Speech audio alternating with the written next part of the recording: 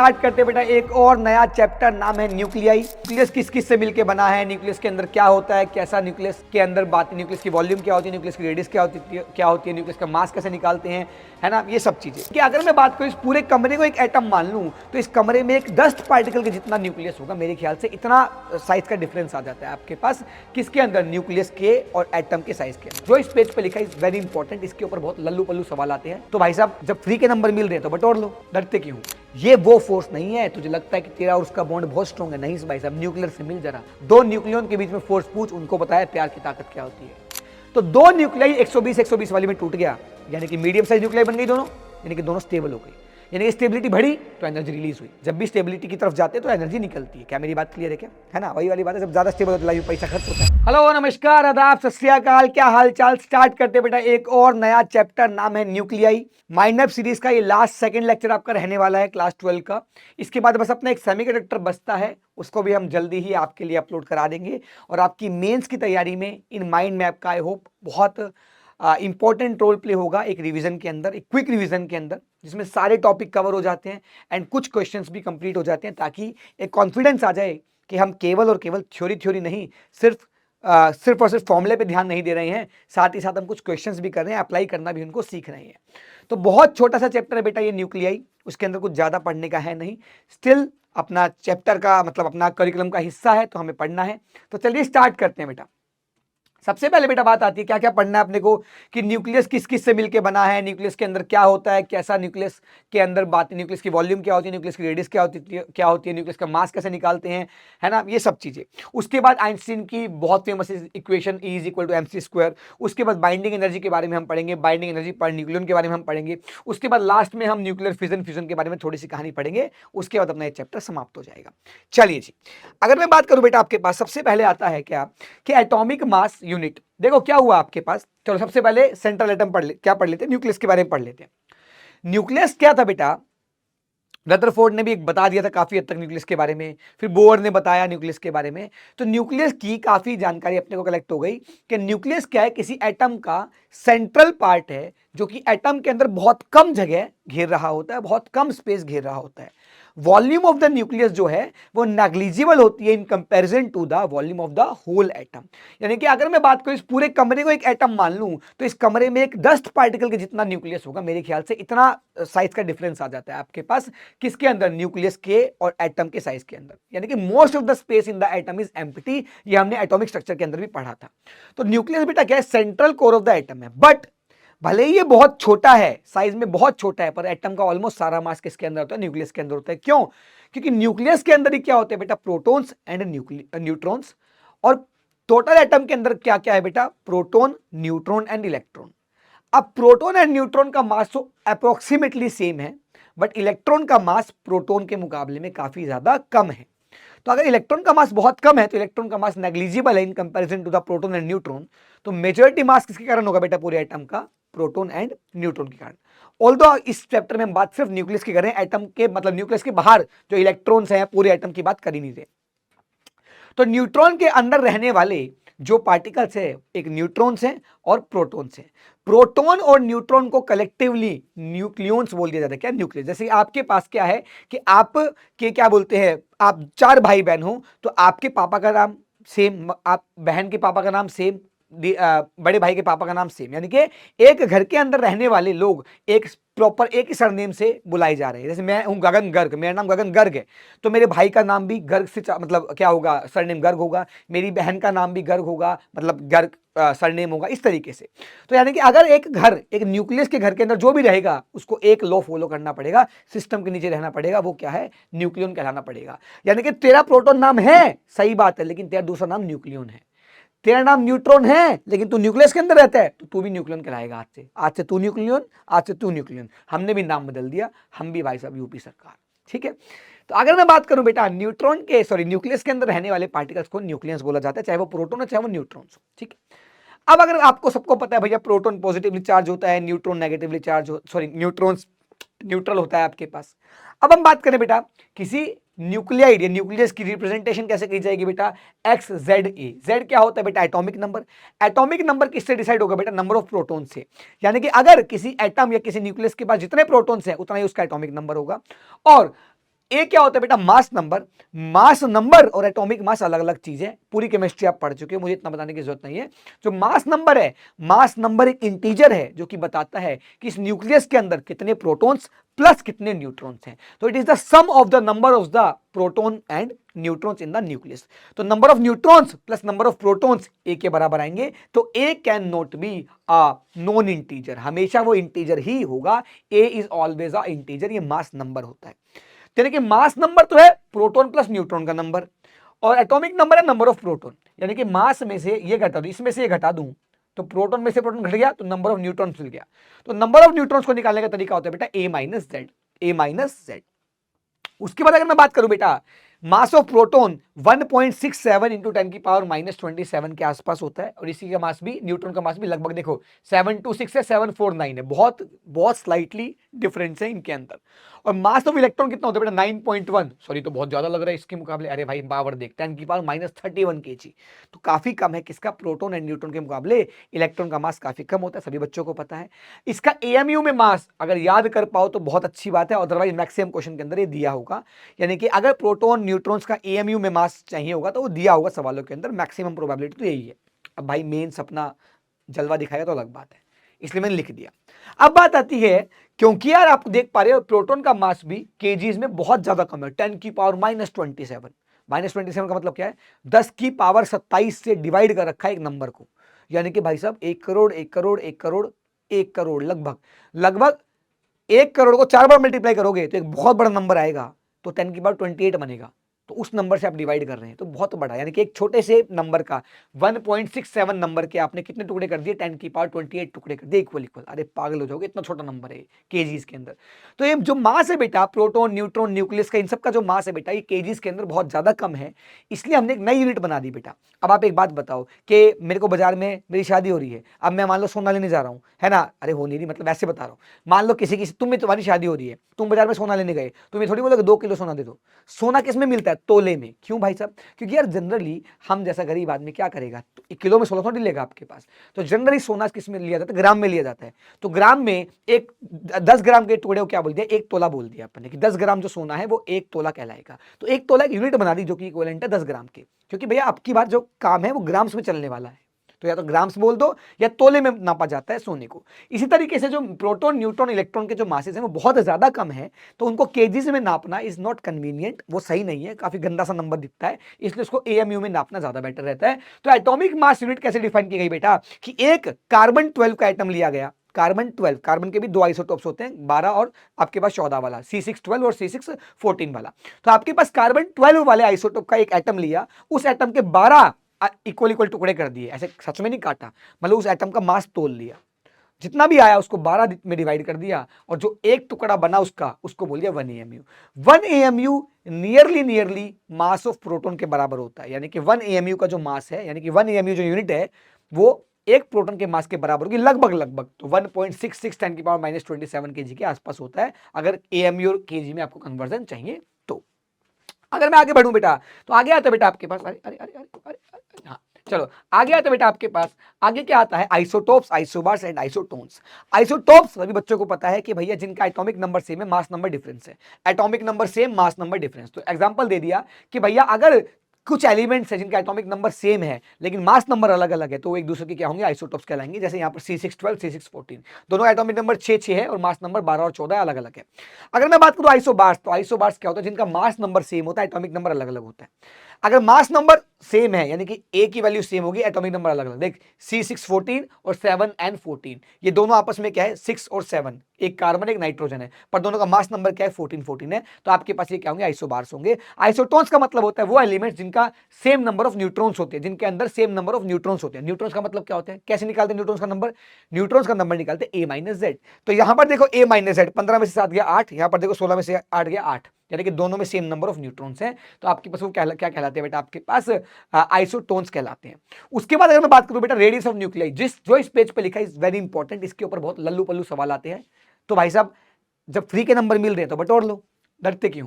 तो देखो ध्यान से, रेडियस ऑफ न्यूक्लियस क्या होती है, न्यूक्लियस की जो रेडियस है बेटा वो होती है R is equal to R naught A की पावर 1/3। ए क्या है, मास नंबर, R नोट क्या है, कांस्टेंट है, इसकी वैल्यू होती है 1.2 फर्मी। 1.2 फर्मी का मतलब 10 की पावर -15 मीटर।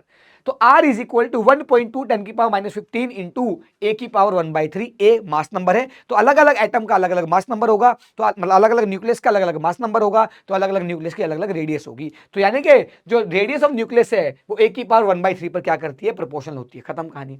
उसके बाद अगर मैं वॉल्यूम की बात करूं तो जो न्यूक्लियस होता है उसको स्फेरिकल मान के चलते हैं बेटा, तो स्फीयर का वॉल्यूम कितना होता है 4/3 पाई आर क्यूब। तो आर की वैल्यू रख दी आर नोट की, आर नोट इंटू ए की पावर 1/3 का क्यूब, तो आर नोट का क्यूब आ गया, ए की पावर 1/3 का पावर 3, तो ए बच गया।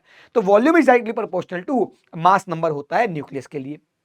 अच्छा जी, अगर मैं बात करूं न्यूक्लियस का जो मास है, जो एक्सपेक्टेड मास है, जो होना चाहिए, एक्चुअल मास अलग होता है, लेकिन जो मास होना चाहिए वो कितना होना चाहिए। अब मैंने बोला यार कि भाई साहब एक थैला ले लिया, अब सब्जी मंडी चला गया, मैंने बोला 4 किलो आम दे दे, ठीक है जी, 4 किलो सेब दे दे, 8 किलो हो गया, 4 किलो क्या बोलते हैं अब संतरे दे दे, ठीक है जी, 12 किलो हो गया, 3 किलो एक काम कर भिंडी डाल दे। भिंडी सर, फ्रूट्स के बीच में भिंडी, मेरी मर्जी। अब देख ध्यान से, तो संतरे क्या बोलते हैं सेब और आम लेने के बाद में भिंडी 3 किलो भिंडी डलवा ली मैंने। अब मेरे पास टोटल वजन कितना हो गया, तो मैंने बोला 4 किलो मेरे पास आम थे, 4 किलो संतरे थे, 4 किलो सेब थे और 3 किलो भिंडी थी, 15 किलो मास हो गया, 15 किलो हो गया। तो यानी कि न्यूक्लियस का मास कितना होना चाहिए, जो उसके अंदर रहने वाले सबका जो मास है उसको जोड़ दो, सारा मास मिल जाएगा। तो अगर एक न्यूक्लियस के अंदर नंबर ऑफ प्रोटॉन्स एनपी है, तो एक प्रोटॉन का मास एमपी है, एमपी को एनपी से मल्टीप्लाई कर दो। अरे भाई एक प्रोटॉन का मास 1 किलो है, तो 10 का कितना होगा, 10 किलो। सिमिलरली एक न्यूट्रॉन का मास mn है और नंबर ऑफ न्यूट्रॉन से मल्टीप्लाई कर दो तो कितना आ जाएगा, आंसर आ जाएगा। तो अगर मैं बात करूं आपके पास, आपको पता है कि मास ऑफ प्रोटॉन एंड न्यूट्रॉन लगभग लगभग सेम होते हैं, नॉट इक्वल बट लगभग लगभग सेम होते हैं, और वो 1 एमयू के लगभग बराबर होते हैं, लगभग बराबर होते हैं। तो भाई साहब यहां पर लिख सकता हूं number of proton into number of neutron, ये भी 1 एमयू, ये भी 1 एमयू, तो कितना आ गया एएमयू। यानी कि एक न्यूक्लियस का मास लगभग लगभग होना चाहिए एएमयू के बराबर। एएमयू मतलब मास नंबर इंटू एएमयू के बराबर होना चाहिए, ठीक है जी।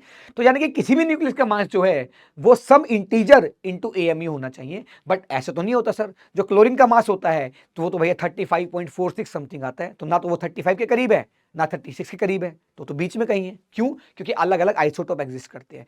तो अगर जो मास है वो रेशोज में इसलिए आता है बेटा, जनरली मास क्या आना चाहिए बेटा, किसी भी न्यूक्लियस का मास जो है बेटा वो इंटीग्रल मल्टीपल या close to integer multiple of AMU होना चाहिए। बट रियल लाइफ में ऐसा नहीं होता। क्यों? क्योंकि अलग अलग आइसोटोप्स है, उनके अबंडेंस अलग अलग है। एनसीईआरटी पढ़ोगे तो लिखा हुआ है कि भाई क्लोरीन के अंदर एक आपके पास क्या बोलते हैं 35 वाला और एक 37 वाला क्या होता है बेटा, आपके पास दो टाइप के क्लोरीन है नेचर में। एक 24 पॉइंट समथिंग % पाया जाता है, एक आपके पास बचा कुचा पाया जाता है 76-75% पाया जाता है। तो उनकी नेचर में अबंडेंस के हिसाब से उनका जो मास कैलकुलेट किया जाता है एवरेज लेके, ठीक है जी। तो इस तरीके से जो मास है वो कई बार नॉन इंटीजर आ जाता है और आ सकता है, क्योंकि अलग अलग, मान लो 1 किलो का टुकड़ा है, 1 किलो के अंदर 25% तो पाया गया क्लोरीन 35 वाला और 75% पाया गया क्लोरीन 37 वाला। तो 25% तो यानी कि 1 किलो का 25% जो मास है वो तो क्लोरीन 35 वाले की वजह से है, और 1 किलो के अंदर जो 75% मास है वो क्लोरीन 37 वाले के हिसाब से है। तो उनका जो जब सम निकालोगे, जब भी निकालोगे, एवरेज निकालोगे, तो बेटा वो इंटीजर नहीं आ पाता। इसलिए तो कुल मिला के समझने की बात है, सब भूल जाओ, कुल मिला के समझने की बात है कि न्यूक्लियस का मास अगर हमें निकालना पड़ जाए तो कैसे निकालेंगे बेटा, जो number of neutrons into mass of neutron plus number of protons into mass of protons. ये आपके पास जुड़ गया, क्योंकि mass of total mass of proton आ गया, टोटल मास ऑफ न्यूट्रॉन आ गया, मास ऑफ न्यूक्लियस मिल गया, खत्म कहानी। और रफली वो होना कितना चाहिए, एएमयू के बराबर होना चाहिए, खत्म। अब बात आती है बेटा आपके पास density of the nucleus. This is, पता नहीं क्यों फालतू में इज्जत दे रखे है, इतने क्वेश्चन पूछ लेता मेंस के ऊपर इसमें से। डेंसिटी कितना होता है बेटा, mass of the nucleus upon volume of the nucleus. Mass कितना है, लगभग लगभग एएमयू के बराबर, और वॉल्यूम कितना है 4/3 पाई आर नोट का क्यूब इंटू ए से ए कट गया, तो ध्यान से देख, ऊपर बचा 1 एएमयू, नीचे बचा 4/3 पाई आर नोट का क्यूब। सब कुछ तो कौन सेट है, 1 एएमयू की वैल्यू फिक्स हो गई, 4/3 की वैल्यू फिक्स हो गई, पाई की वैल्यू फिक्स हो गई, आर नोट की वैल्यू 1.2 इंटू 10 की पावर -15 होता है उसका क्यूब, वो फिक्स हो गया। तो ये सब कुछ फिक्स होने के बाद जब सॉल्व किया तो आंसर आया 2.3 10 की पावर 17 kg पर मीटर क्यूब। 2.3 10 की पावर 17 kg पर मीटर क्यूब। यानी कि न्यूक्लियस चाहे कोई हो, कार्बन, हीलियम, लिथियम, बोरोन, है ना, क्या बोलते हैं एल्यूमिनियम, क्लोरीन, किसी का भी न्यूक्लियस हो, सबकी डेंसिटी क्या होगी बेटा, सेम होगी। मास डेंसिटी सबके लिए बेटा क्या है, सेम है। क्या मेरी बात क्लियर है? इंडिपेंडेंट क्या है आपके पास, ए के इंडिपेंडेंट है, यानी कि कोई भी न्यूक्लियस लो डेंसिटी सबकी क्या रहेगी, सेम रहेगी, खत्म कहानी।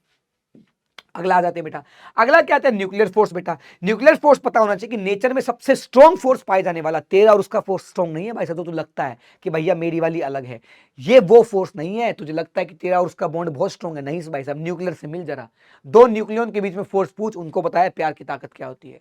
दो प्रोटॉन के बीच में लगने वाले न्यूक्लियर फोर्स की बात कर, दो न्यूट्रॉन के बीच में लगने वाले न्यूक्लियर फोर्स की बात कर, तब पता लगेगा प्यार की ताकत क्या होती है। प्यार की ताकत गई भाड़ में, न्यूक्लियर फोर्स की ताकत क्या होती है। तो भाई साहब nuclear force is the strongest force found in the nature. पूरे नेचर में पाए जाने वाला सबसे स्ट्रॉन्गेस्ट फोर्स कौन सा होता है? न्यूक्लियर फोर्स होता है। आपके पास कुल मिला के 4 टाइप के फोर्स होते हैं बेटा आपके पास, इलेक्ट्रोमैग्नेटिक फोर्स, आपके पास ग्रेविटेशन फोर्स, एक आपके पास strong nuclear force, weak nuclear force, है ना जी। तो न्यूक्लियर फोर्स क्या बेटा काफी ज्यादा स्ट्रॉन्ग होता है, पर उसकी लिमिटेशन क्या है, वो बहुत ही कम डिस्टेंस पे ही लगता है। दो पार्टिकल्स के बीच में न्यूक्लियर फोर्स कब लगता है? जब उनके बीच का जो डिस्टेंस है वो 3 to 4 फर्मी, यानी कि 3 या 3 से लेकर 4 फर्मी या उससे कम डिस्टेंस है दो पार्टिकल के बीच में, तो ही न्यूक्लियर फोर्स लगता है। अगला बेटा चार्ज इंडिपेंडेंट। चार्ज इंडिपेंडेंट का मतलब क्या है कि भाई साहब चाहे प्रोटॉन प्रोटॉन हो, F nuclear force, proton proton के बीच में nuclear force is equal to force proton neutron के बीच में nuclear force is equal to force neutron neutron के बीच में फोर्स। ये कैपिटल है न्यूक्लियर फोर्स है, स्मॉल है न्यूट्रॉन है, ऐसे मान ले। तो यानी कि प्रोटॉन प्रोटॉन में लगने वाला न्यूक्लियर फोर्स, प्रोटॉन न्यूट्रॉन में लगने वाला न्यूक्लियर फोर्स, न्यूट्रॉन न्यूट्रॉन में लगने वाला न्यूक्लियर फोर्स, सब क्या होंगे बेटा? सेम होंगे आपके पास। तो किसी चार्ज पर डिपेंड नहीं करता है। Note a central force. Central force का मतलब होता है बेटा दो चार्जेस को जोड़ने वाला है, दो पॉइंट को जोड़ने के सेंटर को जोड़ने वाला जो लाइन है उसके अलोंग लगे, कोई जरूरी नहीं है, ठीक है जी। Not a central force. Spin dependent, जैसे आपके पास क्या होता है इलेक्ट्रॉन्स, आपने पोली एक्सक्लूजन लॉ पढ़ा होता है आपके पास, कुछ ऐसा ही होता है केमिस्ट्री में, मुझे तो याद नहीं, मैंने अपनी स्टूडेंट लाइफ में पढ़ा था। तो आपको पता है पहले ऐसे ऐसे ऐसे सेम स्पिन में भरते, फिर अपोजिट स्पिन में भरने चालू हो जाते हैं, है ना। तो एक ही शेल के अंदर, एक ही सब शेल के अंदर जो इलेक्ट्रॉन होते हैं अपोजिट स्पिन के अंदर क्या होते हैं? प्रेजेंट होते हैं। सिमिलरली ऐसा ही कुछ कुछ जो स्पिन होते हैं वो न्यूक्लियस के अंदर न्यूक्लियंस के भी होते हैं बेटा। तो अगर आपके पास सेम स्पिन होता है तो न्यूक्लियर फोर्स ज्यादा होता है, अपोजिट स्पिन के लिए न्यूक्लियर फोर्स कम होता है। तो लिख लेना बेटा आपके पास strong for same spin, strong for same spin. अगर स्पिन दोनों पार्टिकल का सेम है तो आपके दोनों न्यूक्लियर का सेम है तो स्ट्रॉन्ग होगा। Weak for opposite spin, opposite spin है तो बेटा क्या होगा? थोड़ा वीक होगा कंपैरेटिवली।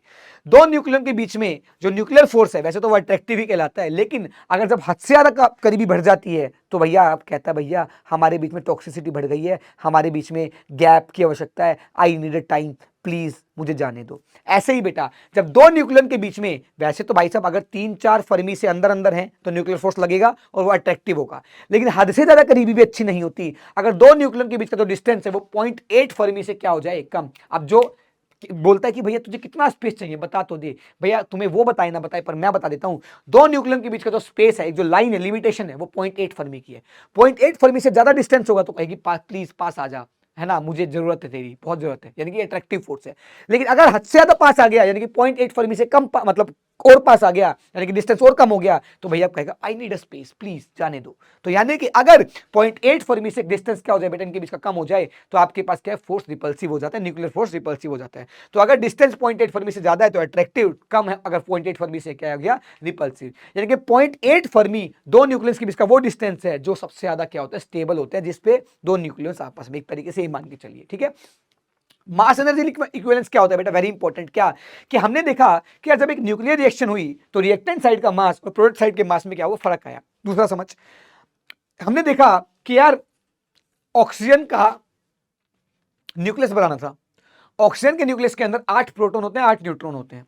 मैं गया पड़ोस में, परचून की दुकान थी, मैं बोला काका एक 8 प्रोटॉन दे दो, उसने दिए। मैंने बोला 8 न्यूट्रॉन दे दो, उसने दे दिए। मैं घर आके बनाने लग गया, उसने तोल के दिए थे, भाई साहब ले भाई साहब इतना वजन हो गया, पैसा दे दिया पैसा। अब साला घर आया, 8 प्रोटॉन और 8 न्यूट्रॉन को बोला चलो मिलो, प्यार करो, जुड़ो। अब वो एक न्यूक्लियस बना के बैठ गए। जब न्यूक्लियस बना तो ऑक्सीजन का न्यूक्लियस बन गया। अब देखा, अब मैंने बोला तोल के बता, मैं बोला ई क्या हुआ? वजन किया, कम आया। यानी कि न्यूक्लियस बनने के बाद जो वजन की उम्मीद थी, कितनी उम्मीद थी? 8 प्रोटॉन का मास जोड़ लो और 8 न्यूट्रॉन का मास जोड़ लो, उतना वजन होना चाहिए था। पर जब बन गया न्यूक्लियस तो मास कुछ अलग आया, तो बाकी मास गया कहां? यानी कि रिएक्टेंट साइड रिएक्ट किसको कराया? 8 प्रोटॉन 8 न्यूट्रॉन को जोड़ने के लिए बिठाया है, और प्रोडक्ट में क्या मिला? न्यूक्लियस मिल गया। लेकिन इस साइड का मास क्या है? रिएक्टेंट का मास क्या है? ज्यादा है, प्रोडक्ट के मास कम है। ये ज्यादा, ये कम, ये ज्यादा, ये कम, ये ज्यादा, ये कम, ये ज्यादा, ये कम। तो इधर मास कहां गया? तो मास चला गया एनर्जी में। इसलिए आइंस्टीन ने क्या दिया? एनर्जी मास इक्विवेलेंस दिया कि मास can be converted into energy. तो अगर कुछ मास एनर्जी में कन्वर्ट हो तो कितनी एनर्जी मिलती है? तो बहुत famous equation E is equal to mc square. यानी कि एग्जांपल के तौर पे बताऊं, अगर मैं 1 ग्राम मास को कन्वर्ट करूं एनर्जी में, तो देख, अगर मास को मैं रखता हूं केजी में, c मतलब स्पीड ऑफ लाइट, उसको मैं रखता हूं मीटर पर सेकंड में, तो मेरी एनर्जी आएगी जूल में। तो अगर मान लो मुझे 1 ग्राम मास को कन्वर्ट करना है एनर्जी में, तो कितनी एनर्जी मिलेगी? तो 1 ग्राम को रख दिया 10⁻³ किलोग्राम, ठीक। सी को रख दिया 3 × 10⁸ का स्क्वायर हो गया। तो ये मिल गया बेटा आपके पास 9 × 10⁻13 जूल। यानी कि 1 ग्राम अगर मैं मास को कंप्लीटली एनर्जी में कन्वर्ट करूं तो 9 × 10⁻13 जूल मुझे मिल जाएगा। क्या मेरी बात क्लियर है? क्या सही है? मान लो इधर की साइड में और इधर की साइड में 1 ग्राम का फर्क आया था मास का, तो वो 1 ग्राम किसमें चला गया? एनर्जी में। तो एनर्जी कितनी मिली होगी? 9 × 10⁻13 जूल एनर्जी मिल गई होगी। खत्म कहानी, सिंपल बात है। आगे बढ़ते बेटा, मास डिफेक्ट जो भी समझाया रामू काका की दुकान पे गया था मैं, काका ने बोला कि भाई साहब कितना तोला? काका ने जो तोला था, काका ने बोला भाई साहब Z प्रोटॉन से, तो सारे प्रोटॉन का मास जोड़ दूं तो Z into mass of proton जुड़ गया भाई साहब। फिर उसने बोला A - Z न्यूट्रॉन, देख ले भाई, चेक कर ले, चेक करके लेके जाइए, वापसी की कोई गारंटी नहीं है।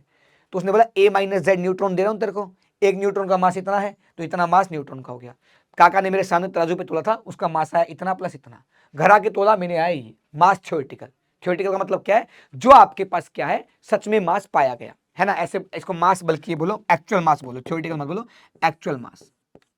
यानी कि एक्चुअल मास का मतलब क्या है? जब ये न्यूक्लियस बन गया तो मास का देखा तो वो कम आया, तो ये मास का डिफरेंस है। जितना मास होना चाहिए था और जितना एक्चुअल में मास निकल के आया, उसका जो डिफरेंस है बेटा, वो क्या होता है? मास डिफेक्ट होता है। और वही मास किस में कन्वर्ट हुआ? एनर्जी में। तो एनर्जी किसके बराबर आएगी? जो रिलीज हो गई, Δmc²। Δmc²।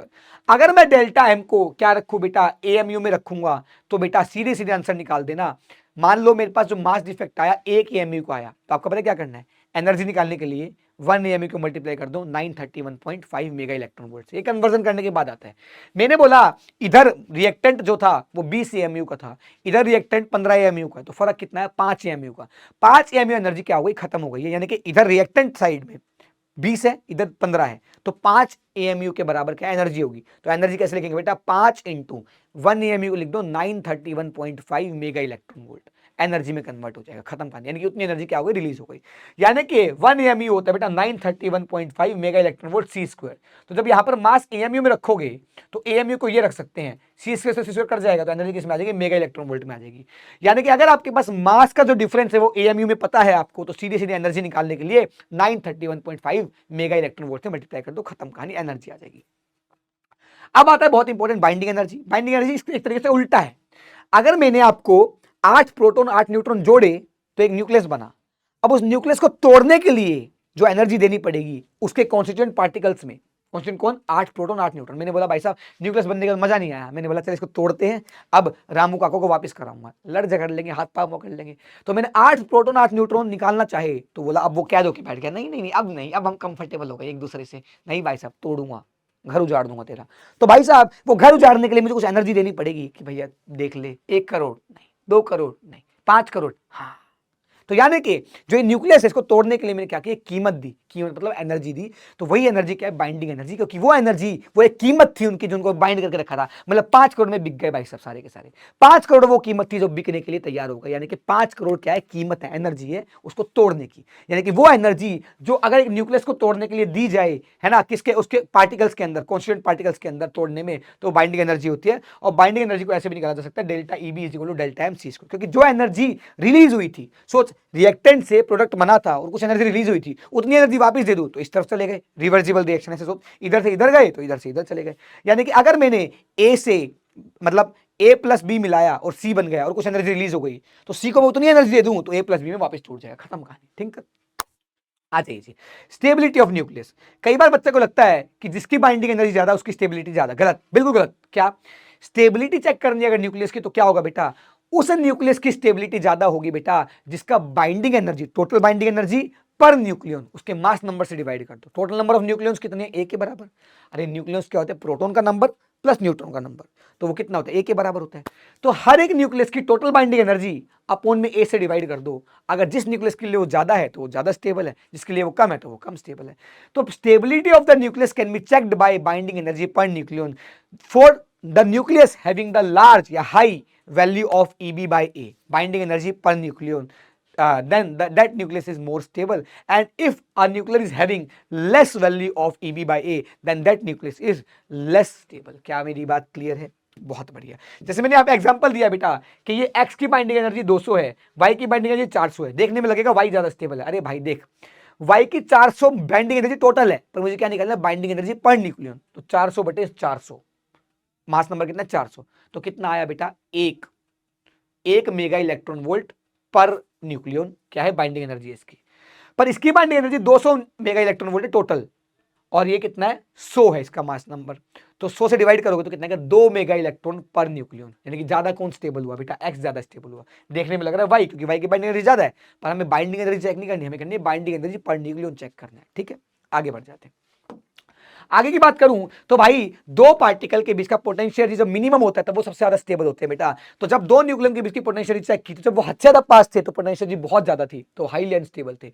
तो दूर गए दूर गए दूर गए, जब उनके बीच का डिस्टेंस 0.8 पाया गया उस समय पर उनकी पोटेंशियल मिनिमम पाई गई, यानी कि उस टाइम पे क्या थे? सबसे ज्यादा स्टेबल थे। उसके बाद और दूर लेके जाएंगे तो स्टेबिलिटी थोड़ी सी कम हो जाती है, लेकिन हाँ डेफिनेटली जब तक नेगेटिव वैल्यू है किसकी बेटा? दो न्यूक्लियस के बीच की पोटेंशियल एनर्जी की, तब तक जो फोर्स है वो क्या है? अट्रैक्टिव होता है। जब पॉजिटिव वैल्यू होती है पोटेंशियल एनर्जी की तो फोर्स क्या होता है बेटा? रिपल्सिव होता है। क्लियर है क्या? यस। कैसे? लॉजिक। कभी सोच सोच, ये यहां तो न्यूक्लियन है, यहां कम समझ में आएगा, बट सोच। अगर चार्ज की मैं बात करूं तो के Q1 Q2 by are square के Q1 Q2 बाई आर होता है पोटेंशियल एनर्जी। अगर ये दोनों एक पॉजिटिव एक नेगेटिव होता है तो अट्रैक्टिव फोर्स होगा कि नहीं होगा? दो चार्ज पॉजिटिव तो अट्रैक्टिव फोर्स होगा, यानी कि पोटेंशियल एनर्जी नेगेटिव का मतलब क्या है? अट्रैक्टिव नेचर बता रहा है। और अगर एक दोनों पॉजिटिव हो जाएं या दोनों नेगेटिव हो जाएं तो इनके बीच में क्या है? रिपल्सिव फोर्स आएगा। और दोनों पॉजिटिव दोनों नेगेटिव होने की वजह से बेटा क्या पोटेंशियल एनर्जी आ भी कैसे रही है? पॉजिटिव आ रही है। यानी पोटेंशियल एनर्जी पॉजिटिव का मतलब क्या है? अनस्टेबल कंडीशन, और पोटेंशियल एनर्जी नेगेटिव का मतलब क्या है? Stable condition. क्या मेरी बात क्लियर है? यस। या फिर अट्रैक्शन फोर्स।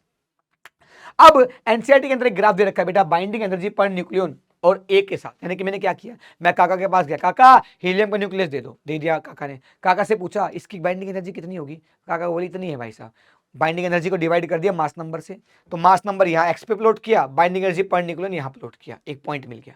मैं बोला काका लिथियम का न्यूक्लियस देना, काका बोले ले बेटा। काका ने लिथियम का न्यूक्लियस दिया। काका से पूछा इसकी बाइंडिंग एनर्जी कितनी होगी? काका ने अपने रजिस्टर खोला, कुंडली खोली, बोला अच्छा लिथियम की इतनी है बेटा, लिख ले। तो लिथियम की बाइंडिंग एनर्जी मुझे पता लग गई, उसके मास नंबर से डिवाइड कर दिया, मुझे वाई कोऑर्डिनेट मिल गया। और एक्स कोऑर्डिनेट क्या है? लिथियम का एटॉमिक मास नंबर 6। ठीक है जी। उसके बाद मतलब काका कार्बन देना, कार्बन। काका ने कार्बन दे दिया। काका इसकी बाइंडिंग एनर्जी क्या होगी? काका बोले अच्छा देखता हूँ, चेक करता हूँ। अपनी पोथी खोली, खोलने के बाद पता लगा अच्छा इतनी इसकी बाइंडिंग एनर्जी है। तो इसकी बाइंडिंग एनर्जी देख ली, कार्बन का मास नंबर पता है, डिवाइड कर लिया, वाई कोऑर्डिनेट मिल गया, एक्स कोऑर्डिनेट मिल गया। ऐसे करके मैंने ग्राफ प्लॉट करना चाहा। जब मैंने देखा कि भाई साहब ऑब्वियस सी बात है जिस मास नंबर के लिए EB बाई सबसे ज्यादा होगा पूरे पीरियोडिक टेबल में वो सबसे ज्यादा स्टेबल होगा, तो देखा यह गया कि Fe56 यानी कि आयरन जिसका मास नंबर 56 है उसके लिए बेटा आपके पास क्या है? बाइंडिंग एनर्जी पर न्यूक्लियस सबसे ज्यादा थी।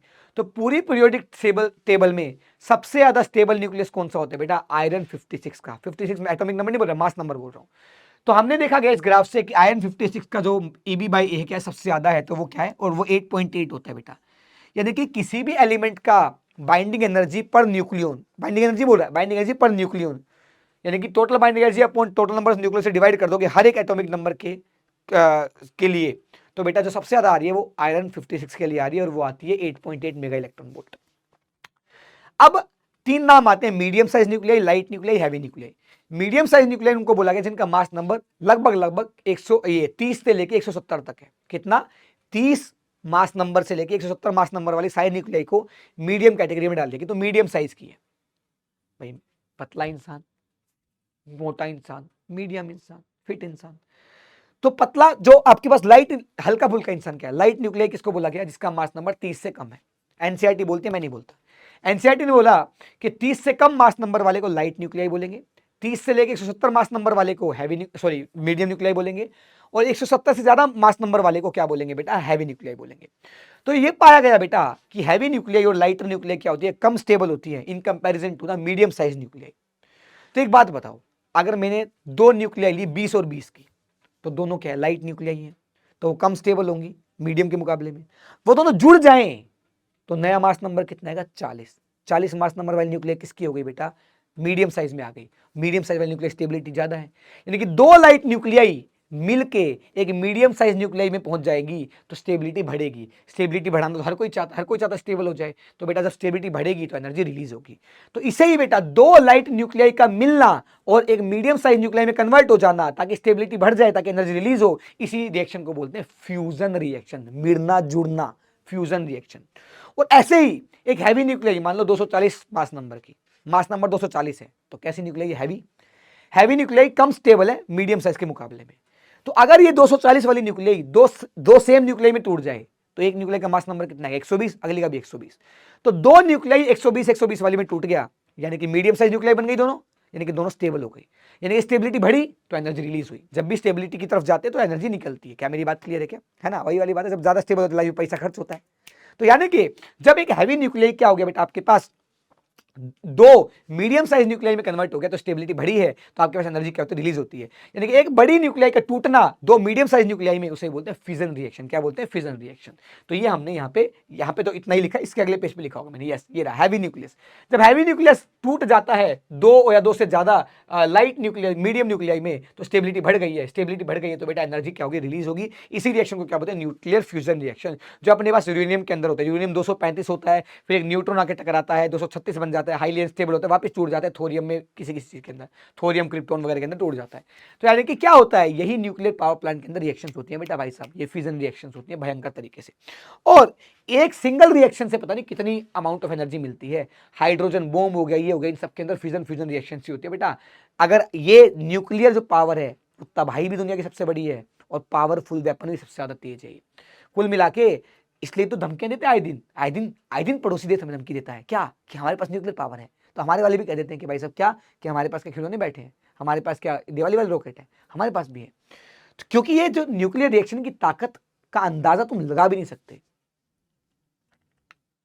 हिरोशिमा नागासाकी दो अलग अलग इंसिडेंट हुए थे। इनमें से एक इंसिडेंट में जब एटॉमिक बॉम्ब ब्लास्ट हुआ था ना भाई साहब, एटॉमिक बॉम्ब फटा था, एटॉमिक एक्सप्लोजन हुआ था, केवल 0.7 ग्राम जेब में डाल सकते इतना इतना न्यूक्लियर, इतना यूरेनियम, तो 0.7 ग्राम यूरेनियम एनर्जी में कन्वर्ट हुआ था और आसपास की कई किलोमीटर की रेडियस को तबाह कर दिया था। कई सालों तक बच्चे अपाहिज पैदा होते हैं वहां पे। इतनी भारी मात्रा में न्यूक्लियर एनर्जी, न्यूक्लियर रेडिएशन वहां पे पाई जाती है। कितना कितना कन्वर्ट हुआ? 0.7 ग्राम यूरेनियम कन्वर्ट हो पाया था। मतलब क्या बोलते हैं, रिएक्शन, न्यूक्लियर रिएक्शन में कन्वर्ट हो पाई थी, एनर्जी में कन्वर्ट हो पाई थी। क्योंकि 0.7 ग्राम में पता नहीं कितने करोड़ क्या होंगे यूरेनियम न्यूक्लियस होंगे। और एक यूरेनियम न्यूक्लियस से जब न्यूक्लियर फिजन रिएक्शन होता है तो 200 के आसपास 200 mega electron volt energy release होती है लगभग एक रिएक्शन से। और एक यूरेनियम का मास कितना है? 235 AMU। अब और 0.7 ग्राम को कन्वर्ट कर लो पहले AMU में, फिर डिवाइड कर दो 236 AMU से, तो आपको टोटल नंबर ऑफ न्यूक्लियाई मिल जाएंगे, कितने न्यूक्लियाई कन्वर्ट होंगे, कितनी रिएक्शंस हुई होंगी। और उस एक रिएक्शन से 200 मेगावोल्ट इलेक्ट्रॉन एनर्जी रिलीज होती है, मेगा इलेक्ट्रॉन वोल्ट, तो टोटल कितनी एनर्जी रिलीज हुई होगी? तब भाई साहब इसी तरीके से अगर दो और दो से ज्यादा लाइट न्यूक्लियाई मिलके एक मीडियम साइज न्यूक्लियाई बनाएंगे तो भी स्टेबिलिटी बढ़ेगी, एनर्जी रिलीज होगी। लेकिन इस केस के अंदर पहले एनर्जी देनी भी पड़ती है। हाँ ऑब्वियस बात है, जो निकलेगी और ज्यादा निकलेगी, पर देनी पड़ेगी, क्योंकि दो न्यूक्लियाई को जोड़ना अपने आप नहीं जुड़ती बेटा। टूटने वाला काम तो अपने आप भी हो जाता है, लेकिन जुड़ने वाला काम अपने आप, उसके लिए एनर्जी देनी पड़ती है। क्योंकि दो प्रोटॉन को सम्मिलित करना आपस में बहुत ज्यादा रिपल्शन होता है बेटा। जब प्रोटॉन को हद से ज्यादा पास लाएंगे तो इलेक्ट्रोस्टैटिक फोर्स भी तो बहुत ज्यादा हो जाएगा ना, उसको ओवरकम करने के लिए हमें एनर्जी देनी पड़ती है, वो भी बहुत ज्यादा होती है। तो यानी कि जो ये न्यूक्लियर फ्यूजन रिएक्शन वो आम तरीके से, नॉर्मल तरीके से नहीं कर सकते, उसको करवाने के लिए लैबोरेटरी के अंदर अच्छा खासा एनर्जी देना पड़ेगा आपको। ये न्यूक्लियर फ्यूजन रिएक्शन होती है बेटा। इसके बाद Q value of the reaction, ये बहुत इंपॉर्टेंट टॉपिक है ना, इसके ऊपर से सवाल बार बार पूछे जाएंगे। क्यू वैल्यू का मतलब होता है किसी रिएक्शन के अंदर, किसी न्यूक्लियर रिएक्शन के अंदर जो एनर्जी निकल रही है उसे बोलते हैं Q value of the reaction. तो जो क्यू वैल्यू निकलती है बेटा, उसके जो इंपॉर्टेंट फॉर्मूले वो मैंने लिख दिए, इससे बाहर कुछ नहीं आएगा। क्या कि अगर मैं बात करूं किसी मुझे रिएक्शन का क्या निकालना है, क्यू वैल्यू निकालना है, और मुझे रिएक्टेंट का मास पता है और प्रोडक्ट का मास पता है, तो मास of the reactant total minus mass of the product, ये डेल्टा एम निकालना है। डेल्टा एम के लिए प्रोडक्ट का मास माइनस रिएक्टेंट का नहीं, रिएक्टेंट का मास माइनस प्रोडक्ट का मास, याद रखना। तो अगर मास के टर्म्स में दे रखा हो बेटा, सबका अपना अपना मास दे रखा हो, तो रिएक्टेंट का मास टोटल जोड़ लेना, प्रोडक्ट का मास टोटल जोड़ लेना, जो डिफरेंस आएगा बेटा वो किसके बराबर आएगा, इंटू सी स्क्वायर, ये आ जाएगा बेटा किसके बराबर, क्यू वैल्यू के बराबर। अगर यही मास एएमयू के अंदर है, सारे मास एएमयू के अंदर है, तो इस मास के साथ सीधे सीधे मल्टीप्लाई क्या कर देना, 931.5 मल्टीप्लाई कर देना, आंसर आपका मेगा इलेक्ट्रॉन वोल्ट में आंसर आ जाएगा एनर्जी का। अगर क्यू पॉजिटिव आ रही है तो बेटा आपके पास क्या होगा, रिएक्टेंट का मास ज्यादा प्रोडक्ट का मास कम, तभी तो पॉजिटिव आएगी। यानी कि इस तरफ क्या जो एनर्जी है, ये वाला मास ज्यादा ये कम, तो इधर मास बैलेंस करने के लिए इधर क्या है, एनर्जी है, यानी कि एनर्जी निकली है, प्रोडक्ट साइड में एनर्जी मिली है। और अगर आपके पास प्रोडक्ट का मास ज्यादा है, यहाँ पे कम है, तो यहाँ पर मास कम है, यहाँ ज्यादा है, तो आपके पास यहाँ पर एनर्जी क्या होगी, यहाँ पर मास कम यहाँ ज्यादा, तो ऑब्वियस सी बात है सब बैलेंस करने के लिए इधर मास और इधर मास में यहाँ ज्यादा यहाँ कम है, तो यहाँ पूरा करने के लिए यहाँ पे एनर्जी ऐड करनी पड़ेगी, तो एनर्जी क्या होगी बेटा, देनी पड़ेगी एंडोथर्मिक। तो अगर रिएक्टेंट का मास कम है, प्रोडक्ट का ज्यादा है, तो आपके पास एंडोथर्मिक रिएक्शन होगी। क्या मेरी बात क्लियर है? यस। कई बार बेटा क्या है, हर एक रिएक्टेंट प्रोडक्ट का क्या दे दिया जाएगा, बाइंडिंग एनर्जी दे दी जाएगी।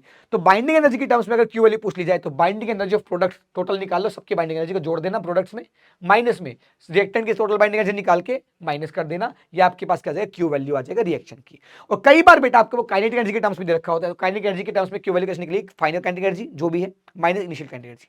सोच भागते भागते भागते भागते एक न्यूक्लियाई टूट गया, तो इनिशियल कुछ काइनेटिक एनर्जी थी, बाद में दो न्यूक्लियाई टूटे और दो न्यूक्लियाई अपनी अपनी एनर्जी लेके भाग गए हैं, तो यानी कि मान लेते हैं पहले एक न्यूक्लियर के पास एनर्जी 100 जूल, अब दो न्यूक्लियर के पास एनर्जी है 100 जूल, तो यानी कि एक्स्ट्रा एनर्जी कितनी आई, 200 हो गई फाइनल, पहले कितनी 100, तो एडिशनल क्या आई 100 जूल, वो कहां से आई, क्यू वैल्यू से, जो रिएक्शन मास वास जो चेंज हो रहा है उसी से क्या आई बेटा आपके पास, ये एनर्जी चेंज हुई।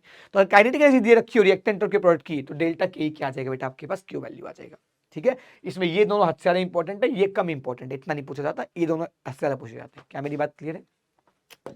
तो ये भूलना नहीं है बेटा, ठीक है, चूकना जाना गगन का पढ़ाना। आ जाइए जी। ऑल्दो डीकेज वगैरह क्या होते हैं बेटा सिलेबस से रिलेटेड हो चुके हैं, बट फिर भी किसी सवाल के अंदर एनसीईआरटी बोल दे कि अरे ये तो लॉजिकल बात है, तो सबको पता होना चाहिए, तो भाई सबको नहीं पता होता लक्ष्मण, ये एनसीईआरटी कौन समझाए। एनसीईआरटी सोचती है मैंने काट दिया मतलब काट दिया, पर एनसीईआरटी को नहीं पता कि काट दिया मतलब काट दिया नहीं होता है। ऐसे तो एनसीईआरटी में से भाई साहब प्लेन मिरर हटा रखा है, तो क्या जेईई मेंस पूछता नहीं है क्या, पूछेगा, बोलेगा जे प्लेन मिरर भी नहीं आता तो आगे कैसे ऑप्टिक्स पढ़ लेगा। एनसीईआरटी ने ये लॉजिक लगाया भाई साहब, क्या बात है क्या बात है क्या बात है, ऐसे पूछ लेता कुछ भी आपके पास। तो एनसीईआरटी की बातों में नहीं जाते, थोड़ी सी किताब का लेवल कुछ ज़्यादा ही हाई हो गया है, तो हम थोड़ा सा नीचे आ जाते हैं। तो कुल मिला के जो डीकेज होते हैं बेटा वो वैसे सिलेबस से ऑफिशियली कट चुके हैं, बट थोड़ा बहुत पता होना चाहिए, तो बता देता हूं बेटा कि अगर कोई अनस्टेबल न्यूक्लिया स्टेबल में कन्वर्ट होती है और अल्फा पार्टिकल रिलीज कर रही है, अल्फा पार्टिकल का मतलब होता है बेटा हीलियम का न्यूक्लियस, तो अगर मान लो इसमें से अल्फा पार्टिकल निकला, तो रिएक्शन बैलेंस करो जरा, तो यहाँ पर Z है, अल्फा पार्टिकल में ये 2 होता है एटॉमिक नंबर, मतलब हीलियम के न्यूक्लियस में क्या होते हैं, 2 प्रोटॉन होते हैं, तो 2 प्रोटॉन यहाँ आ गए, तो इसमें से कुछ कम हो जाएगा, कितने कम हो जाएंगे, Z-2, तो Y एक डॉटर न्यूक्लियाई, इसको बोलते हैं पेरेंट न्यूक्लियाई, इसको बोलते हैं डॉटर न्यूक्लियाई, तो डॉटर न्यूक्लियाई में Z की वैल्यू क्या हो जाएगी, 2 से कम हो जाएगी। और ऑब्वियस सी बात है हीलियम के न्यूक्लियस का मास नंबर कितना है, 4, तो मास नंबर बैलेंस करने के लिए यहाँ 4 से कम हो जाएगा, तो A-4 आ गया। और इस रिएक्शन में क्योंकि स्टेबिलिटी अचीव हो रही है, तो क्यू वैल्यू क्या होगी, रिलीज होगी, एनर्जी इस तरफ क्या होगी, रिलीज होगी। क्या मेरी बात क्लियर है? क्या सही बात है।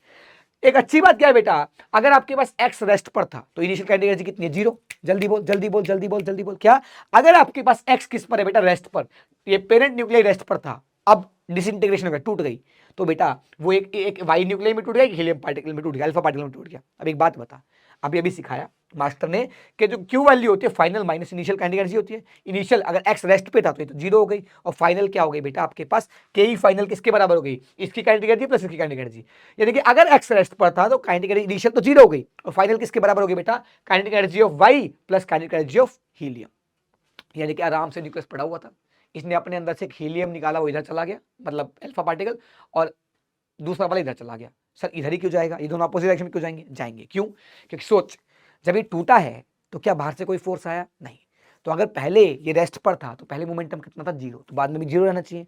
फाइनल मोमेंटम 0 होने के लिए अगर अल्फा पार्टिकल इधर जा रहा है तो ये इधर जाना चाहिए, तभी तो दोनों का मोमेंटम सेम होगा। यस, यानी कि x अगर रेस्ट पर था तो यानी कि p इनिशियल किसके बराबर था, यहाँ पे लिख देता हूं, p इनिशियल किसके बराबर था बेटा, p इनिशियल 0 था, p इनिशियल कितना है बेटा, 0 है, और p इनिशियल 0 है बेटा, तो p फाइनल भी कितना होगा, implies P final is equal to 0, क्योंकि मोमेंटम क्या रहना चाहिए, कंजर्व रहना चाहिए, यानी कि इनिशियल मोमेंटम और फाइनल मोमेंटम क्या है, सेम रहने चाहिए। फाइनल मोमेंटम का मतलब क्या है बेटा, इसका मोमेंटम और इसका मोमेंटम बराबर होने चाहिए, अल्फा पार्टिकल और वाई के, पर अपोजिट डायरेक्शन में होने चाहिए, तभी तो 0 होगा। यस, अरे ऑब्वियस सी बात है, दोनों चल रहे हैं तो दोनों का मोमेंटम 0 तो हो नहीं सकता, क्योंकि दोनों चल रहे हैं तो काइनेटिक एनर्जी है तो मोमेंटम भी है, अरे चलने का मतलब वेलोसिटी है, दोनों के पास वेलोसिटी है तो दोनों का मोमेंटम 0 तो नहीं हो सकता, तो 0 नहीं है, और टोटल 0 बनाना है तो कैसे होगा, एक का प्लस है तो एक का माइनस कर दो। यस, तो ये पूरा कोलिजन चैप्टर पढ़ चुके हो यार, ये ना बताना पड़े मुझे। तो ध्यान से देखो बेटा, अगर x रेस्ट पे था तो x की कैटेगरी 0 थी, फाइनल कैटेगरी किस किसकी आएगी, इसकी और इसकी, तो इसकी और इसकी जोड़ दोगे तो किसकी क्यू वैल्यू के बराबर आ जाएगी। यस, तो एक इक्वेशन ये आ गई। अब काइनेटिक एनर्जी होता है बेटा p²/2m। यस, अब बताओ काइनेटिक एनर्जी p²/2m है तो आपको पता है अल्फा और वाई का दोनों पार्टिकल का मोमेंटम सेम होगा, इक्वल एंड अपोजिट होगा, तो एक का प्लस एक का माइनस है, तो यानी कि है तो मैग्नीट्यूड में तो सेम ही है ना, तो दोनों के लिए p² क्या आएगा, सेम आएगा कि नहीं आएगा, आएगा सर सेम। तो अगर मैं डिवाइड कर दूं अल्फा पार्टिकल और वाई की काइनेटिक एनर्जी को तो किसके प्रोपोर्शनल आएगा बेटा, मास के इनवर्सली प्रोपोर्शनल आ जाएगा, बाकी सब तो कट जाएगा, दोनों के लिए p सेम है तो वो कट गया, दोनों के लिए 2 सेम है कट गया, तो मास पे डिपेंड कर रहा है, वो भी इनवर्सली प्रोपोर्शनल। तो काइनेटिक एनर्जी ऑफ अल्फा, तो यहां पर मास नंबर कितना है 4 है उसका, मतलब 4 AMU, या कि 4 AMU लिख देता हूं, 4 AMU। और काइनेटिक एनर्जी ऑफ वाई कितना होगा, A-4 AMU। ऑब्वियसली बात है AMU से AMU कट गया इसलिए मैंने लिखा नहीं था। तो यानी कि काइनेटिक एनर्जी का जो रेशियो है वो इस रेशियो में आ जाएगा। कई बार डायरेक्ट सवाल पूछ लेता है, अब खाली ये पूछ ले काइनेटिक एनर्जी होगी कितनी, कितनी होगी काइनेटिक एनर्जी, तो देख ध्यान से काइनेटिक एनर्जी ऑफ अल्फा कितना होगा, तो टोटल रेशियो कितना है A-4 + 4। अरे भाई एक के दो टुकड़े हुए, मान लो कोई चीज 2:3 में बट गई तो टोटल टुकड़े कितने हुए 5, तो काइनेटिक एनर्जी अल्फा कितनी है बेटा, A-4 रेशियो मिला काइनेटिक एनर्जी अल्फा को, टोटल कितना है रेशियो 5 टुकड़े, सॉरी 8 टुकड़े हुए हैं इंटू क्यू, क्यू क्या है total kinetic energy, total kinetic energy कितनी है क्यू। वाई की काइनेटिक एनर्जी कितनी होगी बेटा, वाई को कितना रेशो मिला, 4 रेशो मिला, तो 4 अपॉन में टोटल टुकड़े कितने की थे ए इंटू में क्यू। इस तरीके से हम क्या कर सकते हैं, kinetic energy of alpha particle and Y निकाल सकते हैं अलग अलग से। ठीक, इसके बाद बीटा डीके क्या होता है बेटा, बीटा डीके क्या होता है, बीटा के अंदर भी 2 डीके आते हैं बेटा, खाली बीटा डीके बोला है मतलब बीटा नेगेटिव डीके बोला है, ये वाला है ना, बीटा नेगेटिव डीके। अगर कुछ भी नहीं बोला तो बीटा नेगेटिव डीके की ही बात हो रही होती है। तो बीटा नेगेटिव में क्या होता है बेटा, एक न्यूट्रॉन, एक न्यूक्लियस का एक न्यूट्रॉन क्या है कन्वर्ट हो जाता है एक प्रोटॉन में, प्लस में एक इलेक्ट्रॉन रिलीज कर देता है, ऐसे समझ लो आप। तो ध्यान से देखो यहाँ पर XZ एक ये था, इसके अंदर बीटा नेगेटिव डीके हो रहा है, तो एक न्यूट्रॉन क्या कन्वर्ट हो रहा है प्रोटॉन में, तो प्रोटॉन का नंबर एक बढ़ जाएगा, यानी कि Y जो होगा Z+1 हो जाएगा, एक प्रोटॉन बढ़ गया। लेकिन एक न्यूट्रॉन कम हो गया और एक प्रोटॉन बढ़ गया तो A में तो कोई चेंज ही नहीं आया, क्योंकि सोच पहले 5 न्यूट्रॉन 5 प्रोटॉन थे एक न्यूक्लियस के अंदर, तो 10 था, ए कितना 10। अब एक न्यूट्रॉन कम हो गया यानी कि 4 न्यूट्रॉन बच गए, लेकिन एक प्रोटॉन बढ़ गया तो 6 प्रोटॉन हो गए, तो टोटल अभी भी कितना है 10 ही आएगा, यानी कि ए का वैल्यू क्या है चेंज नहीं होगा। साथ में एक पार्टिकल देता है एंटी न्यूट्रिनो और क्यू वैल्यू, मतलब एनर्जी रिलीज कर देता है, तभी ये हो रहा है। बिना एनर्जी, बिना कुछ मिले कुछ नहीं होता भाई साहब। तो यानी कि कोई रिएक्शन, कोई डीके इसलिए होता है ताकि एनर्जी रिलीज हो, स्टेबिलिटी अचीव हो। बीटा पॉजिटिव डीके किसे बोलते हैं बेटा, कई बार क्या होता है एक प्रोटॉन कन्वर्ट हो जाता है न्यूट्रॉन में और एक पार्टिकल देता है वो इलेक्ट्रॉन जैसा है पर पॉजिटिवली चार्ज है, क्या है इलेक्ट्रॉन जैसा है पर पॉजिटिवली, उसे बोलते हैं बीटा पॉजिटिव पार्टिकल, साथ में न्यूट्रिनो देगा और क्यू वैल्यू देगा। तो बेटा इसके अंदर आप देखो अगर प्रोटॉन कन्वर्ट हो गया न्यूट्रॉन में तो प्रोटॉन का नंबर एक कम हो गया, यानी कि Z पहले था तो Z-1 बच गया। अब एक प्रोटॉन कम हो गया, सोच 5 प्रोटॉन 5 न्यूट्रॉन थे, तो एक प्रोटॉन कम हुआ तो कितने हुए 4 हो गए, और न्यूट्रॉन बढ़ गया 6 हो गया, तो 6 और 4 अभी भी 10 है, पहले भी 10 था, तो मास नंबर में कोई चेंज नहीं आया। और ये इलेक्ट्रॉन जैसा कुछ है पर पॉजिटिवली चार्ज है, और आपके पास न्यूट्रिनो है और एक क्यू वैल्यू, इसे बीटा डीके बोलते हैं। साथ में गामा डीके में क्या होता है बेटा, आपके पास excited state nuclei, excited state nuclei. आप एक बात बताओ, जैसे क्या होता है बेटा आपके पास, आपको ये पता होना चाहिए, जैसे आपके पास क्या होता है बेटा, जैसे एटम्स के अंदर क्या होते हैं बेटा, शेल्स होते हैं, उसके अंदर अलग अलग शेल में अलग अलग इलेक्ट्रॉन होते हैं, तो इलेक्ट्रॉन अपने घर के अलावा, मान लो हाइड्रोजन का एटम के अंदर एक ही इलेक्ट्रॉन है, वो फर्स्ट शेल में है तो अपने घर में है, लेकिन सेकंड थर्ड फोर्थ में तो किसमें, एक्साइटेड स्टेट में। सिमिलरली न्यूक्लियॉन्स के अंदर, मतलब न्यूक्लियस के अंदर जो न्यूक्लियॉन्स है उनके भी शेल्स होते हैं, प्री डिफाइंड शेल्स होते हैं जहां पे वो रहते हैं, वो अपने शेल की जगह अगर किसी और शेल में पहुंच जाए तो एक्साइटेड स्टेट कहलाएगा। तो कई बार न्यूक्लियर रिएक्शन में क्या होता है बेटा, न्यूक्लियर रिएक्शन की वजह से न्यूक्लियॉन एक्साइटेड स्टेट में चले जाते हैं, लेकिन एक्साइटेड स्टेट में तो हर बंदा क्या होता है, अनस्टेबल होता है, तो वापस नीचे आएगा अपने ग्राउंड स्टेट में और एनर्जी रिलीज करेगा। तो कई रिएक्शंस में क्या पाया गया कि जो न्यूक्लियॉन्स है वो अपने एक्साइटेड स्टेट में चले गए और वापस जब घर में आए तो क्या हुआ, एनर्जी रिलीज की in the terms of photon, और वो फोटोन कौन सी वेवलेंथ का पाया गया, गामा रेडिएशन का पाया गया, इसलिए बोले गामा रेडिएशन, इसे बोले गामा डीके। तो यानी कि जब एक्साइटेड स्टेट का न्यूक्लियस अपनी नॉर्मल स्टेट में आता है तो एक गामा फोटोन को रिलीज कर देता है, तो इसे बोलते हैं बेटा क्या, आपके पास कुल मिला के गामा डीके। क्या मेरी बात क्लियर है? यस मास्टर साहब एकदम क्लियर है, स्वाद आ गया, आनंद ही आनंद की प्राप्ति। क्या मेरी बात क्लियर? यस। आगे बढ़ते हैं बेटा, आगे देखिए बच्चा, सवाल आते हैं, पूरा चैप्टर समाप्त हो चुका है, पूरा चैप्टर समाप्त हो चुका है। अब आते हैं सवाल, आ जाइए। The mass number of the nucleus having the radius equal to the half of the radius of the nucleus with the mass number इतना। ध्यान से देखना, हमें मास नंबर बताना है उस न्यूक्लियस का हैविंग रेडियस, जिसकी रेडियस कितनी है, इस जिसके मास नंबर 192 है, उस रेडियस की क्या है, आधी है। तो जिसका मान लो आर है अपने पास, वो है आर नोड ए की पावर यानी कि 192 की पावर 1/3 जी मालिक। अब मैं चाहता हूं मुझे एक ऐसा न्यूक्लियस चाहिए जिसका रेडियस इसका आधा हो, इसका आधा हो, तो r/2 हो गया is equal to R naught और उसका मास नंबर हो गया ए की पावर 1/3। यस, डिवाइड कर डालो तो 2 इज इक्वल टू यहां पे आ जाएगा 192 बाई में ए की पावर कितना आ गया 1/3। एक क्यूब कर दो, इंप्लाइज क्यूब करते ही आ गया 8 इज इक्वल टू 192 अपॉन में ए। तो इंप्लाइज ए यहां पे किसके बराबर आ गया बेटा आपके पास 192 बाई में 8। आंसर आ जाएगा बेटा 8 दूनी 16, 2 3 दूनी या 24, आ गया 24। तो ए की वैल्यू आ गई 24। भाई ने बोला 24 तो भाई ने बोला 24। Yes, A is the correct option, A is the correct option. ठीक है बेटा, तो भाई ने बोला 24 तो 24। ठीक, आगे देखते हैं। The nucleus disintegration into the two smaller parts which have their velocity in the ratio इतना इतना। ठीक है, वेलोसिटी इस रेशियो में, the ratio of the their nuclear size बताओ। तो बताओ, आपको पता है कि न्यूक्लियस डिसइंटीग्रेट हो रहा है तो मोमेंटम कंजर्व रहता है। तो बताओ, लिखेंगे m1 into 3 is equal to m2 into 2। Yes, तो बताइए m1 बाई m2 किसके बराबर आ जाएगा सर, वो आ जाएगा 2/3 के। मैं बोलता हूं एक न्यूक्लियस बैठा था, मोमेंटम 0 था, टूट गया, तो जो दो पार्टिकल निकले उनके पास अपनी अपनी वेलोसिटीज है, तो लेकिन वो अपोजिट डायरेक्शन में इस तरीके से होनी चाहिए कि उनका मोमेंटम कितना हो जाए, जोड़ने के बाद 0 हो जाए, क्योंकि पहले 0 था तो बाद में भी 0 रहेगा। तो बताइए ये आ गया m1 बाई m2। अब इसमें बता ratio of their nuclear size, nuclear size का मतलब रेडियस की बात हो रही है। तो बताइए बेटा, रेडियस आ जाएगा, radius is equal to r1 upon r2 किसके बराबर आ जाएगा, तो r1 अपॉन r2 आ गया सर जी, वो आएगा r नोड इंटू ए की पावर a1 की पावर 1/3 और r नोड a2 की पावर 1/3। मास नंबर क्या होता है बेटा, मास के प्रोपोर्शनली होता है बेटा आपके पास, तो जो मास का रेशियो होगा मास नंबर का रेशियो होगा। तो r1 बाई r2 किसके बराबर आ गया बेटा, r1 बाई r2 निकल के आ जाएगा यहाँ से a1 बाई a2 की पावर 1/3 और इसी को लिख देंगे बेटा हम 2/3 की पावर 1/3, 2/3 की पावर 1/3। तो x की वैल्यू यहाँ पे कितनी आ गई बेटा, 2 आ गई, खत्म कहानी। x की वैल्यू कितनी आ गई बेटा, 2 आ गई, खत्म कहानी। देख लो भाई साहब, दादा ने बोला 2 तो 2। Clear, yes. आगे बढ़ते हैं बेटा, अगला सवाल देखिए फटाफट से। Binding energy of the certain nucleus is इतना, एक न्यूक्लियस की बाइंडिंग एनर्जी दे रखी है।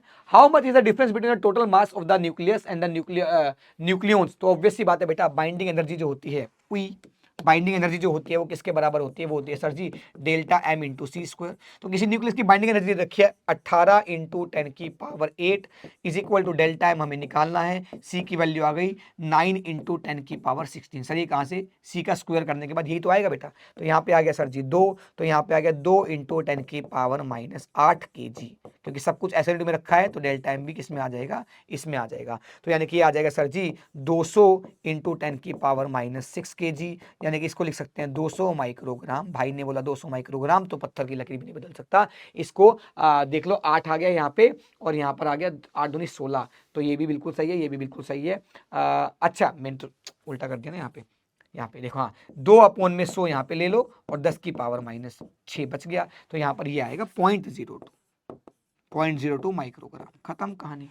0.02 माइक्रोग्राम आ गया, 0.02 आना चाहिए वैसे तो यहाँ पे, या इसको बोल सकते हैं हम 0.02 आना चाहिए, 0.2 कैसे आ रहा है, कुछ गड़बड़ है क्या। ऑन द न्यूक्लियस दे रखा है, न्यूक्लियस दे रखा है 20 माइक्रोग्राम, माइक्रो में दे रखा है ना सारे आंसर, यस। तो यहाँ पे 9 दूनी सही है, कुछ गड़बड़ है बेटा, इसके अंदर कुछ गड़बड़ है, इसका डेटा में शायद कुछ गड़बड़ हो सकती है। मैं फिर भी चेक कर लेता हूँ। Binding energy delta m c square 18 into 10 की पावर 8 जूल दे रखा है, delta m c square 9 into 10 की पावर 16 आ जाएगा, सही है। ये 2 आ गया, ये 10 की पावर -8 आ गया, बिल्कुल सही है।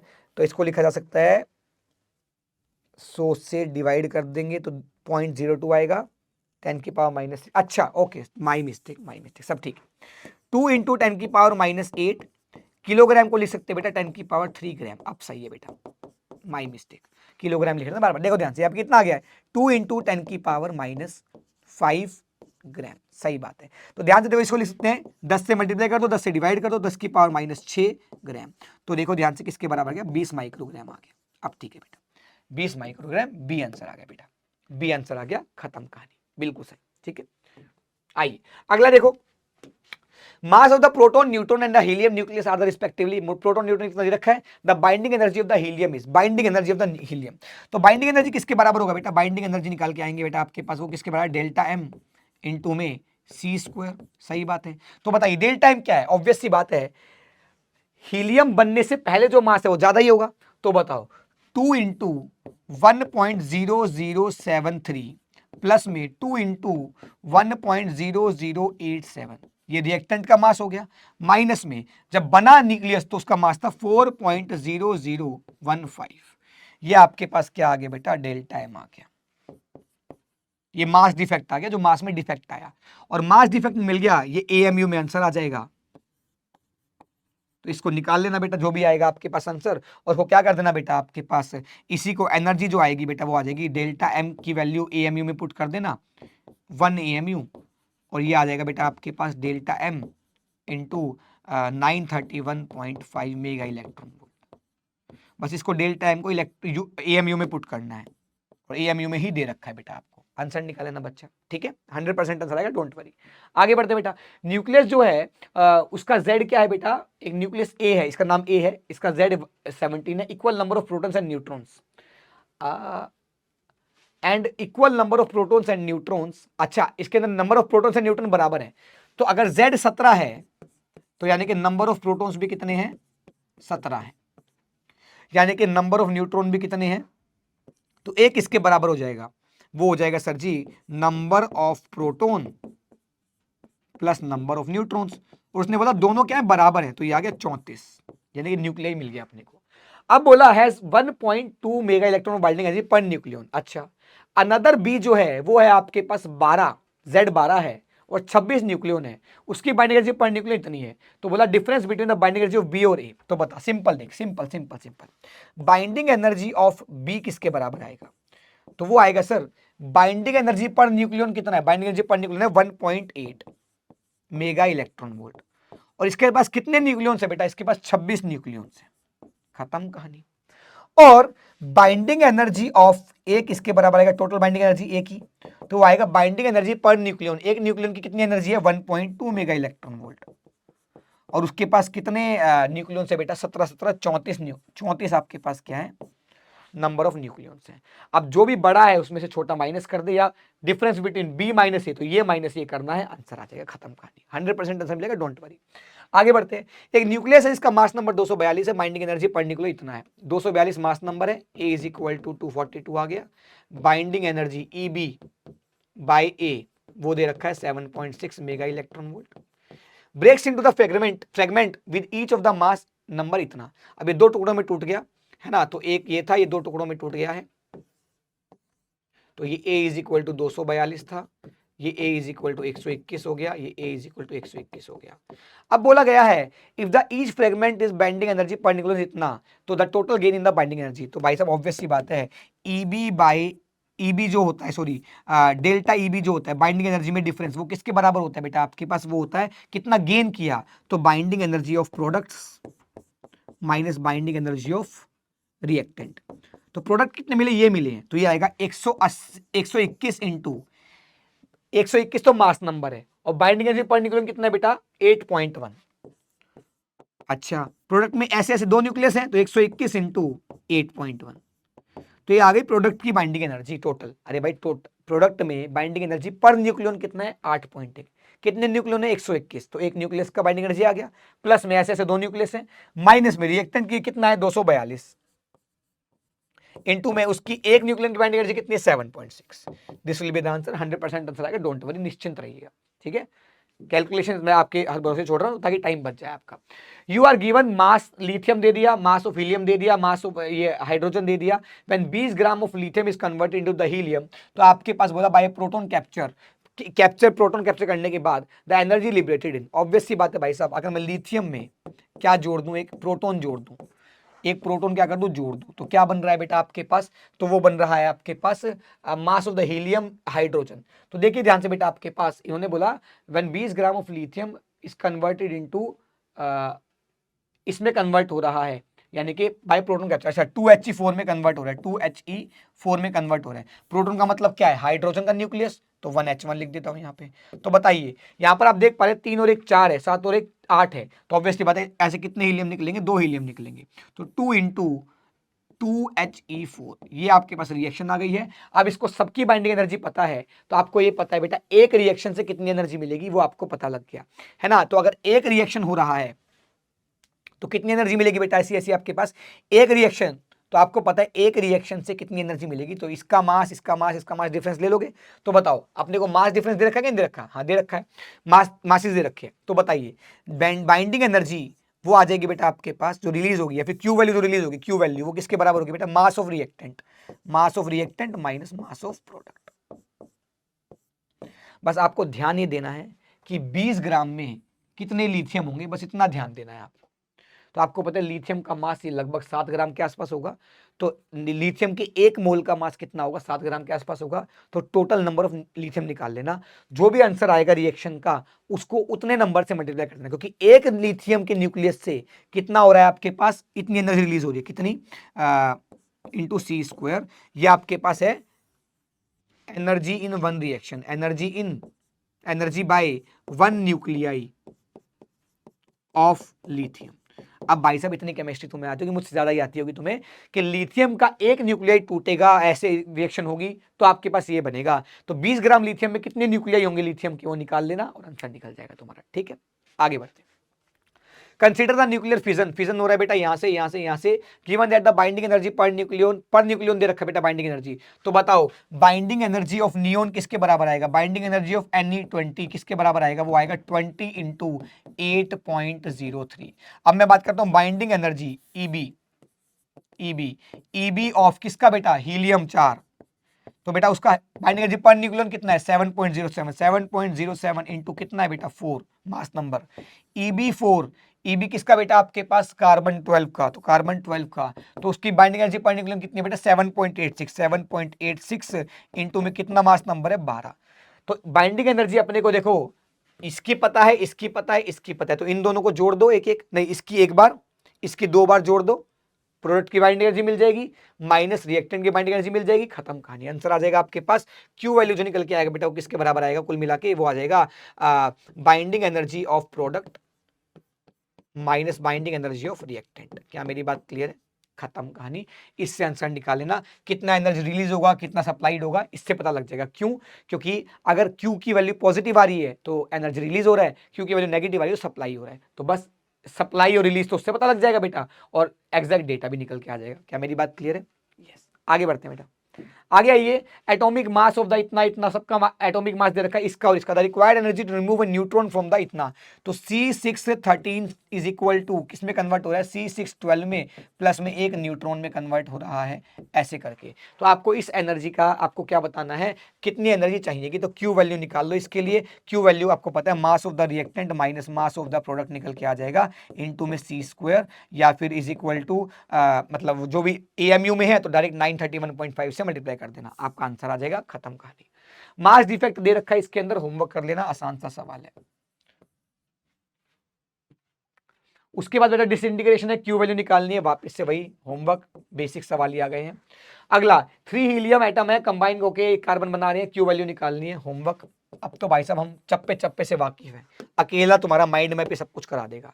हाइपोथेटिकल फिजन रिएक्शन है, यहां से ये हो रहा है। The emitted particle R is, R कौन होगा, तो बैलेंस कर लो बेटा, 92 है, 56 है, 36 है, तो ऑब्वियस सी बात है बेटा आपके पास, देखो ध्यान से 56 और 36 को जोड़ दो, कितना आ गया, 6 6 12 आ गया, और 5 3 8 आ गया। क्या मेरी बात क्लियर है, यस, सॉरी 9 आ गया, यहाँ पे 5 3 थोड़ी 9 आ गया, 92।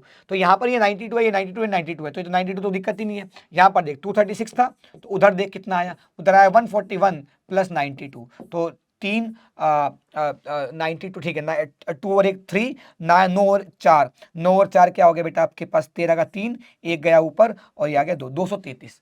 यानी कि जो मास नंबर है उसमें गड़बड़ आ रहा है। मास नंबर क्या है बेटा आपके पास, मास नंबर क्या है, 3 चेंज हो रही है और एटॉमिक नंबर एक भी चेंज नहीं हो रहा है। इसका मतलब ये क्या है, न्यूट्रॉन। ये क्या है, ये 3R क्या है बेटा आपके पास, 30N1, ये है 3 न्यूट्रॉन है, देख लो ध्यान से। तो न्यूट्रॉन आंसर आ गया, खत्म कहानी, बल्ले बल्ले। आगे बढ़ते हैं। The energy release by the पर fission of the nucleus is इतना, कि पर फिजन रिएक्शन, एक फिजन रिएक्शन होगी तो इतनी एनर्जी रिलीज होगी। The energy release if the all the atoms in 120 gram of pure इतना। तो भाई साहब x 240 का मतलब कितना है बेटा, कि इसके एक मोल में कितना मास होगा, एक मोल ऑफ x में कितना मास होगा बेटा आपके पास, 240 ग्राम के आसपास होगा। तो यानी कि 240 ग्राम मास अगर कब होता, जब 6.022 इंटू 10⁻23 क्या होते बेटा, नंबर ऑफ एक्स होते। तो ऑब्वियस सी बात है 120 ग्राम कब मास होगा, तो दोनों तरफ हाफ कर दो, तो यानी कि आ गया 6.022 अपॉन में आधा 10⁻23 नंबर ऑफ एक्स आ गए।